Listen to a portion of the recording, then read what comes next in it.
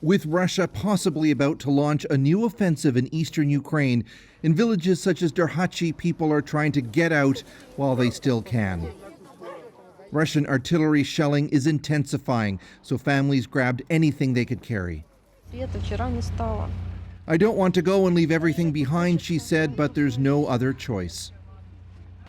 When Russian soldiers were driven out of places they controlled near Kyiv, such as Bucha, the world was appalled by what many claim are war crimes, civilians cut down by Russian soldiers and their bodies left to rot in the streets.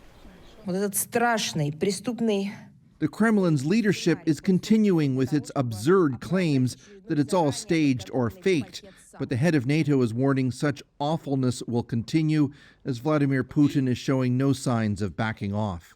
We have seen no indication that President Putin has changed his ambition to control the whole of Ukraine and also to rewrite the international order. So we need to be prepared for a long haul. In other areas recently freed of Russian control, survivors are telling more horror stories. The Russians were getting bombarded, said this woman from a village near the Chernobyl nuclear plant.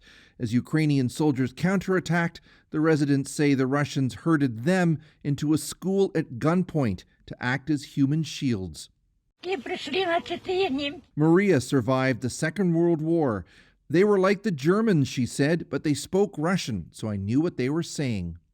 Mariupol may yet become the greatest atrocity. Ukrainian officials say tens of thousands of people may still be trapped without the necessities of life. Red Cross buses managed to get 1,000 or so people out. For many, it was the first contact they've had with the outside world in weeks. Mariupol has become a graveyard, said this woman. All of the neighborhoods are covered with the graves of civilians. Mariupol's mayor is warning Russian forces may already be working to try to cover up just how awful the loss of life is there. He says Russia is bringing in mobile crematorium trucks to burn bodies, although there's no independent confirmation of that. Chris Brown, CBC News, Lviv.